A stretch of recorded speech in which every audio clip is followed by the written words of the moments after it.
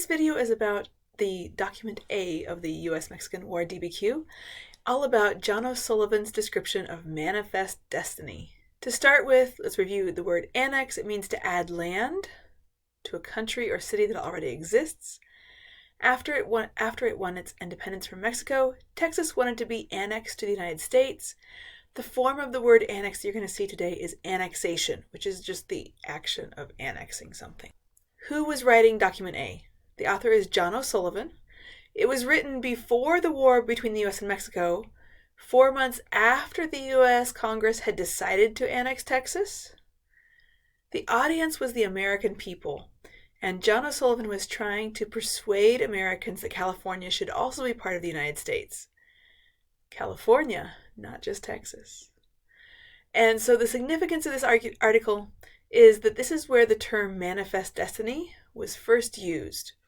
John O'Sullivan is the one who created that term, manifest destiny. If you have not already done so, please take a moment to fill in the ACAPS information here at the top of your Document A notes from what I just read. And then we're going to go on to this next section, taking a look at the American Progress Painting. And this previews some of the ideas in O'Sullivan's article, and also I want you to find these vocabulary words over here in the painting. So on your paper, please circle where you find these. So destiny or providence is an important idea in manifest destiny. And so providence is a way of referring to God. Which part of this painting is a symbol for destiny or providence, God? And then we have the idea of spreading across the continent. So circle some people who are spreading across the continent. Then we have the term Anglo-Saxons. And when O'Sullivan talks about Anglo-Saxons, what he means is white people. That's what he means. So circle the people in the painting who are Anglo-Saxons. And we're going to look at more detailed information. Where do you find a plow? A plow? John Deere had just invented the steel-tipped plow at this time period. And so we're looking for the plow. It's over here. These farmers are using a plow in the field, getting the soil ready for planting. And then a rifle. It's challenging to find. I will tell you there's a couple carried by, I believe, one by a mountain man and one by a miner. Could be the miner's actually carrying a shovel, but it looks kind of like it could be a rifle. And then, remember, here's a tricky part. What represents school or college? A lot of people think that the woman in the middle is carrying a Holy Bible, but if you look closely, if you zoom in enough, you can see it says school book. And so that would represent school or a college. All of those ideas are there in Document A in the third paragraph. And so when we're reading the third paragraph, just keep in mind, this is where we're talking about this painting. The painting American Progress that we're looking at, the ideas in it really come from John O'Sullivan's article that we're going to be reading in Document A. Now that you've finished circling those images in the painting, we are ready to look at the document itself. You're going to be writing a summary. We're going to read it through once first and understand it, and then come back and go through it one paragraph at a time and read and summarize what is it O'Sullivan says about each of these ideas. So looking at Document A, reading it, remember our vocabulary words are going to be right over here. We have the word cease is in the text, and the synonym is right across it. It means stop. Reception means welcome. Frank means honest. So for each paragraph, I will have a different slide up here. So in Document A, this is John L. O'Sullivan, article titled Annexation from the United States Magazine and Democratic Review, volume, that would be 42, July 1845. It is time for the opposition to the annexation of Texas to cease. Texas is now ours. Let their reception into the family be frank, kindly, and cheerful. So, listen to that again. Think carefully. What is he actually saying should cease or stop? Is he saying the annexation should stop? Or that the people who are opposed to the annexation should stop complaining about it? It is time for the opposition to the annexation of Texas to cease. So who does he say should stop? Texas is now ours.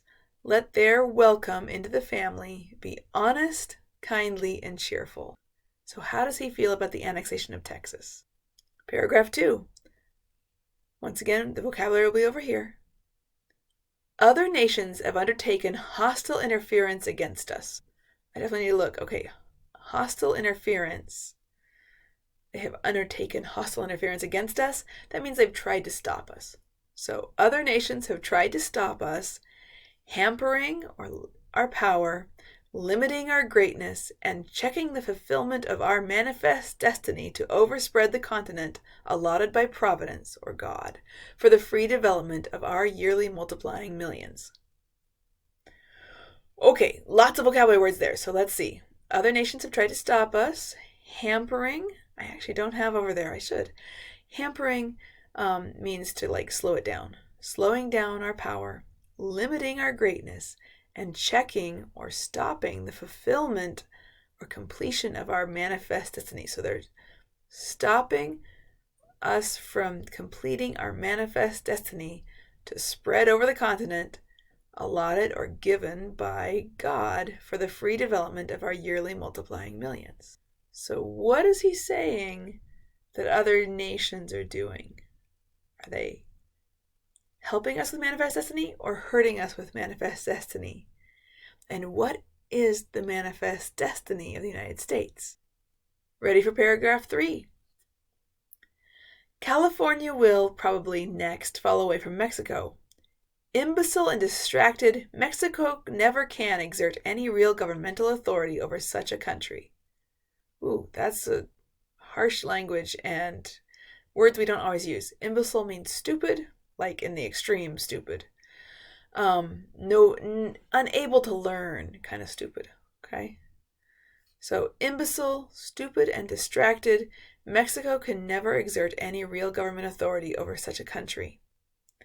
The Anglo-Saxon foot, remember Anglo-Saxon I said was white people.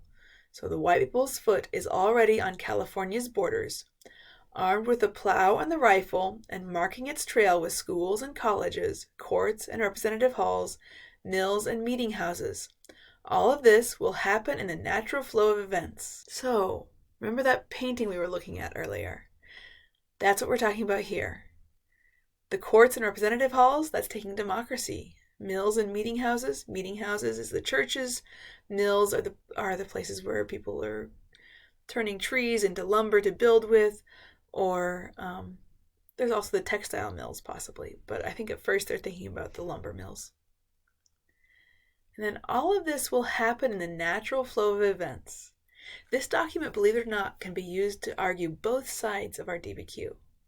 And that natural flow of events is what makes it so you can use it for the side that you might think John O'Sullivan would not otherwise agree with. When you finish this, go on and answer the document questions at the bottom of the page. Have a good rest of your day.